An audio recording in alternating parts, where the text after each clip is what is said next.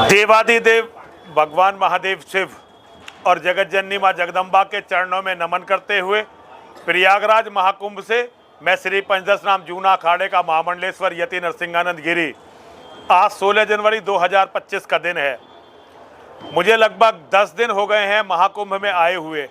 मैं रोज़ अपने बड़े बड़े आचार्यों के, जिसमें हमारे जगत गुरु, अलग अलग पंथों के, अलग अलग समुदायों के जगत गुरु और हमारे अलग अलग अखाड़ों के आचार्य महामंडलेश्वर और महामंडलेश्वर शामिल हैं, मैं अलग अलग मीडिया पर उनके अलग अलग भाषण सुन रहा हूं। बहुत सारी बातें वो लोग कर रहे हैं, लेकिन जो सबसे बड़ा मूल प्रश्न है आज हम हिंदुओं का करने का, उसकी चर्चा अभी तक मैंने महाकुंभ में बिल्कुल भी नहीं सुनी है। केवल रविंद्रपुरी जी महाराज, हरिगिरी जी महाराज और उनके कुछ साथी जो अखिल भारतीय अखाड़ा परिषद के अध्यक्ष हैं और महामंत्री हैं, और अखाड़ा परिषद, उन लोगों ने भी एक अभियान शुरू किया था कि महाकुंभ को इस्लामिक जिहादियों से मुक्त किया जाए।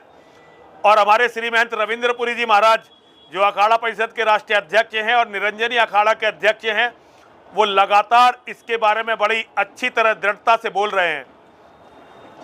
आज सवाल ये नहीं है कि हमने क्या उन्नति कर ली और क्या उन्नति हम करने वाले हैं।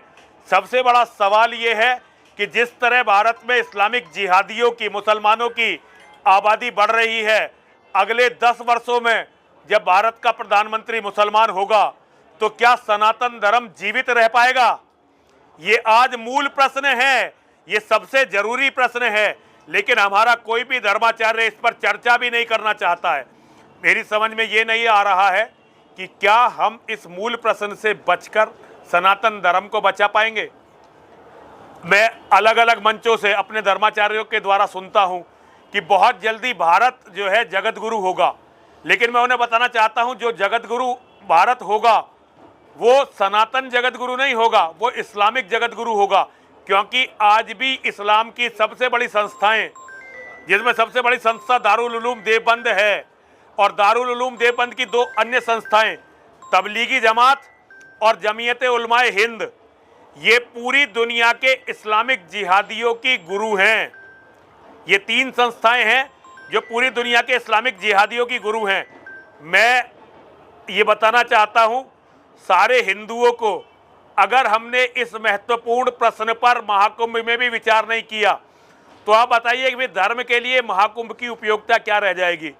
मैं सारे अपने धर्माचार्यों से ये कहना चाहता हूं, अगर ये हमारा भारत समय समय पर खंडित होता रहा है और अब हमारे पास ये अंतिम